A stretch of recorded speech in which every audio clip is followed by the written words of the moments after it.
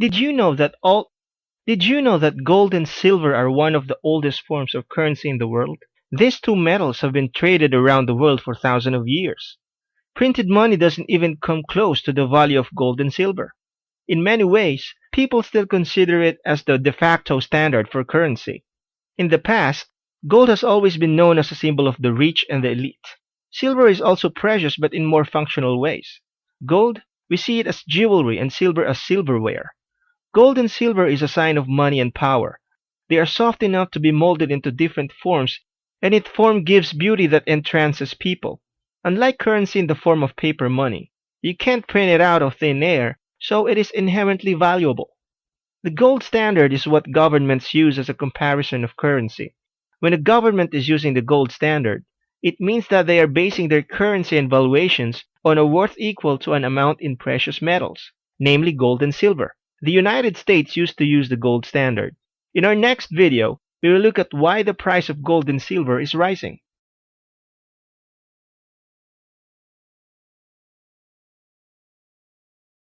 In 1971, President Nixon severed the US dollar's ties with the gold system. The US Treasury was running out of gold as more and more people were exchanging their US dollars back to gold.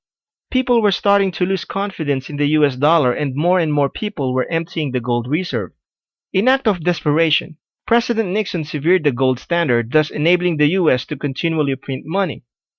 They were effectively creating their own debt and generating as much debt as they wanted in the form of currency. Over the years, the US dollar started dropping and the price of goods started to go up. Now why is that? It is because the US dollar is continually losing its value to the point that, compared to 40 years ago, the US dollar is only worth a fraction of what it used to be. Because currency starts to lose its value, especially with the whole world's currencies, hedged against the US dollar, the price of gold and silver starts rising at an astronomical rate. The demand for gold and silver starts increasing, and the increased demand for it spikes up the price even more. In our next video, we will look at the advantages and disadvantages of investing in gold and silver.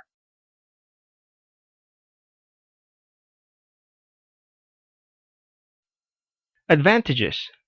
Preserve your wealth. Anyone can trade gold for any other currency if anything happens to a country's currency. Jewels are made of gold or silver can also be easily traded. You can find other buyers for your form of currency because gold and silver is a universal currency. Disadvantages. You can't easily liquidate your metals. You will need to find buyers. The spread can be high. In other words, you will pay a lot of commission to gold and silver sellers. It is a defensive strategy.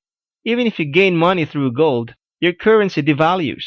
You do not earn interest from the bank. Next, we will look at 5 questions to ask yourself before making any investment.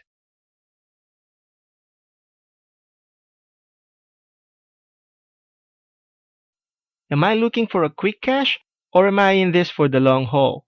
Are the metals I'm buying genuine, real, authentic? Are you buying at a low or at high? Are you buying paper metals or real bullion? Have I diversified my portfolios enough? Don't put all your investments in one basket. In our next video, we will look at the psychology for any precious metal trade.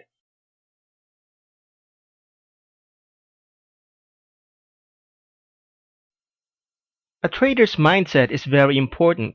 Psychology is infinitely more important than how much you have to invest.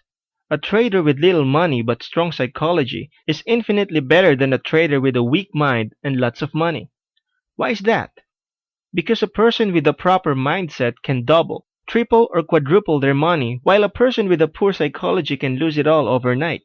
The key is to be detached with your money. It is better to trade with money that you can spare rather than money you depend on, life or death money. Can you hold a trade? What happens when the price takes a plunge? Do you understand that gold and silver trading is like buying a house? No matter what, the price of a house will always go up, but it is a matter of how long can you hold. Above all, remember not to rely on gold and silver trading as your only source of income. Most people, when they put all their eggs in one basket, make bad decisions because it represents all or most of their wealth. When you have income coming in from diverse locations, or even other commodities you are trading with, you will make better decisions. Knowing when to exit is critical as well. If you feel that you have earned enough, it's better to cut the trade and invest it in another commodity. Likewise, it is okay to cut your losses and invest elsewhere. Next, we will look at why you should invest in gold and silver now.